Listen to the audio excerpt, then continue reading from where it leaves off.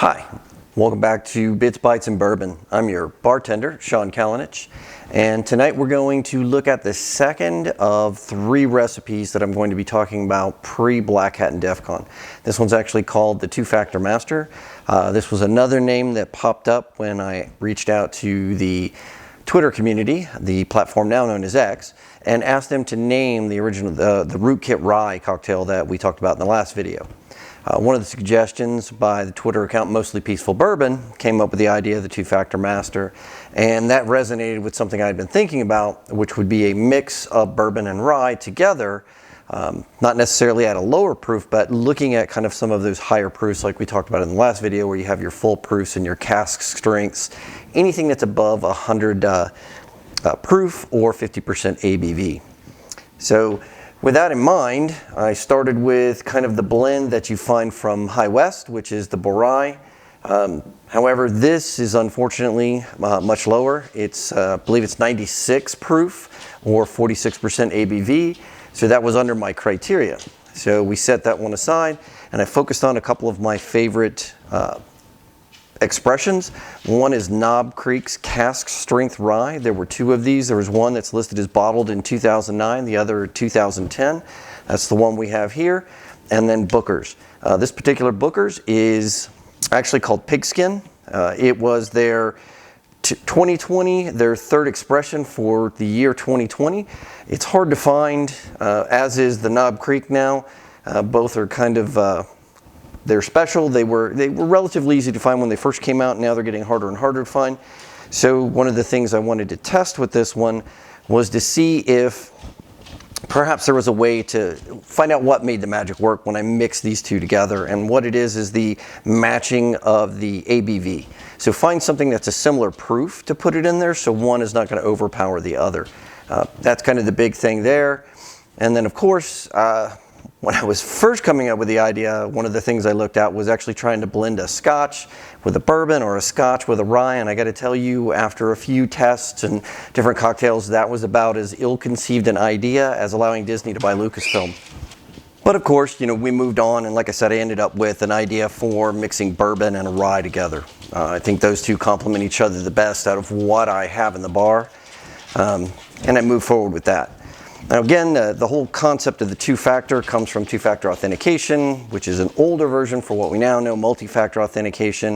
And of course, that's evolved into things such as phishing-resistant authentication, passwordless authentication, passkeys, and so on. But we'll get into all of that after we build our cocktail and we get ready to drink. All right, so we've assembled all of our ingredients. We have Chambord, which is a raspberry liqueur.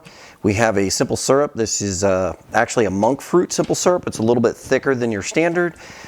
I happen to like it because I don't want the glycemic spike that you get from a standard simple syrup, and I also happen to like the flavor. I have some Peychuads barrel-aged bitters. You can use standard Peychuads. You can use regular Angostura bitters.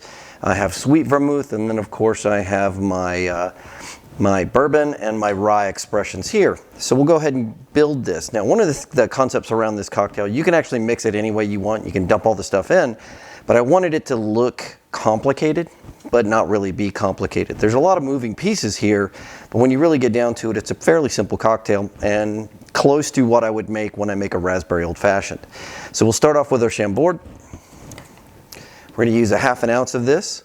And the recipes for all of these are always down in the notes below the video. So we get a ½ ounce. Looks like I need to get some more Chambord there. All right, we're going to use a bar spoon of simple syrup. There we go. We're going to use a bar spoon of sweet vermouth. Let me move some of this out of the way here. You can find this simple syrup, the monk fruit simple syrup, on Amazon. Let's see. There we go. We got our bar spoon of sweet vermouth. And then we're going to do 3 dashes of our Peychuads.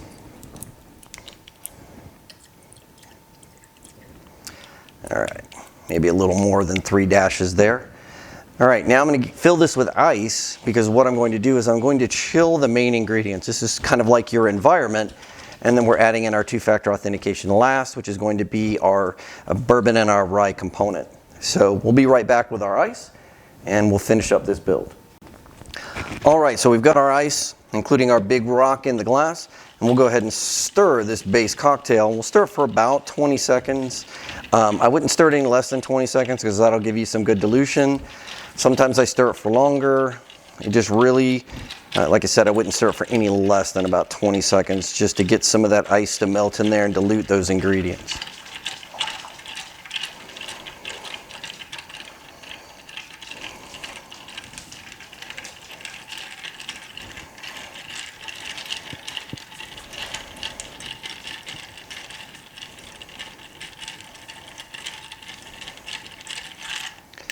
All right, that's about 20 seconds or so. I'm sure those of you out there that are counting along and checking the seconds at the bottom will tell me if I'm right or not. All right, so we'll add in our first ounce, our bourbon. Whoop. Spilled a little bit of that, and I hate to do that since that's a great bourbon there. And we'll add in some of our rye. I think I've got about 1 ounce left in here. And it's a sad day. It's the last ounce there. So we drop that in. Now, since these are hazmat or high ABV bourbons, they're going to start melting the ice right away. So you want to give it about 4, maybe 5 stirs, and then go ahead and cap this and pour. Again, as I mentioned before, I like to have my garnish already in place. In this case, we're going with the Traverse City bourbon cherries. And now we dump that over top.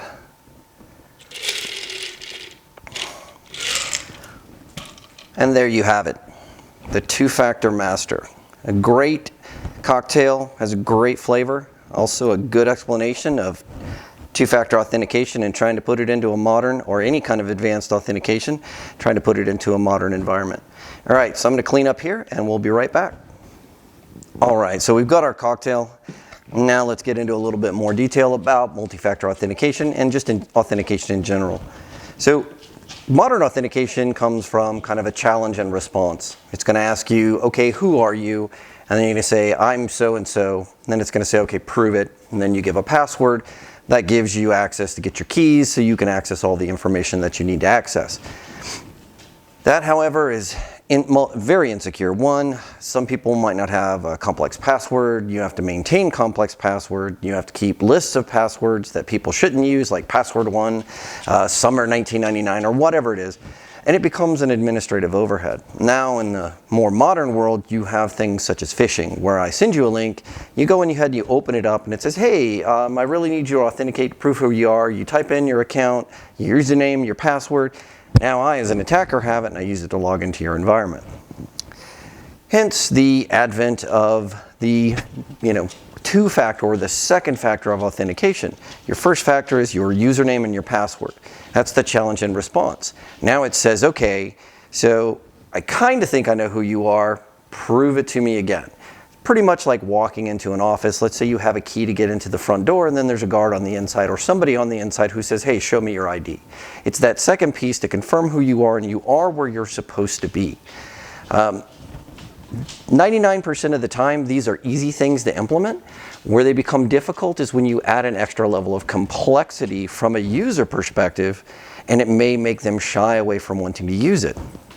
For years, I know organizations who wouldn't implement multi-factor authentication in their environment because then they would have to worry about walking people through how to install the Microsoft Authenticator, how to do X, Y, and Z on their system so that they could still get in. And they got complaints, crazy complaints like, I can't do my job, even though them pushing back against this actually made the environment more likely to get compromised and then them not actually having a job to go to. So it's important to get it in there, but it always seems like it's more complex and confusing to roll these things out than it actually is. Moving into passwordless authentication, where guess what?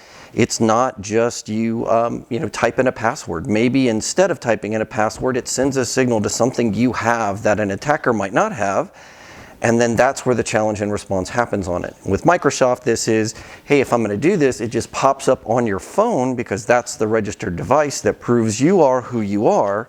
And then there's proximity involved. It can get a little bit complex. And yes, for those people that are going to get incredibly technical with this, I am simplifying it for the purposes of the conversation, especially when we're talking about it over a drink. So you have these extra steps. You have these extra methods to take away avenues of attack from different types of threat actors out there.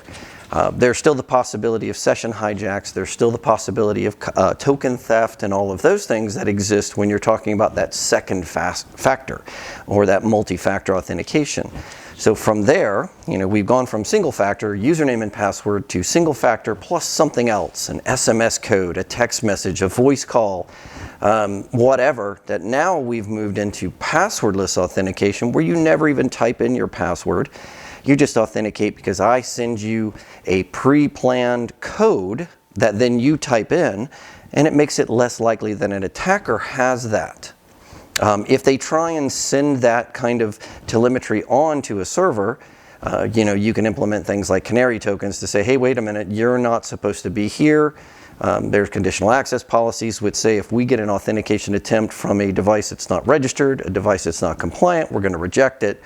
So we're now building the complexity of the authentication chain while actually making it easier for a user to authenticate. If I go and I type my username in and what it says is, okay, tell me what number you see. As an attacker, I now might not be able to guess that number. Even if it's only 2 digits, the possibilities of me guessing it is pretty small.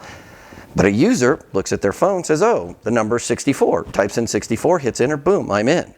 If we want to move beyond that, you can do proximity related or device proximity related authentication where you type in your username, it pops up, it tries to connect to your phone over Bluetooth and confirms because you have a passkey built into your phone that then connects and does that. So it makes that pop up in the background. You can do the scanning of the QR code if you don't want to worry about that proximity based, but even that has proximity built into it. Same thing if you want to add a YubiKey. You can use a YubiKey with biometrics. There's all kinds of extra tools and features you can do, or tools and functions you can do or build inside of environments to make authenticating into the environment much more secure and reduce that window. Each step that you take that reduces that window, it makes it more costly, more expensive, whatever you want to call it, for an attacker to get in. So again, with that in mind, I built the two-factor master, the drink that really says, it looks a lot more complex than it is, doesn't take a lot of time to build, and I got to tell you, when it's done and you take that first sip, it's well worth it. So again, as I said in my last video, I will be out at Black Hat and DEF CON. I get in on August 5th. I leave the morning of August 12th. I hope to meet as many of you as possible. I look forward to it. I've got a bunch of stickers that I just can't wait to give out.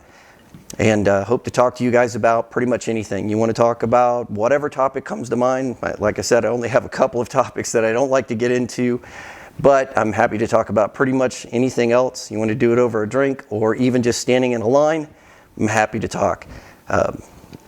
Anyway, that's just my 57 cents on authentication and the steps and the moves we need to make.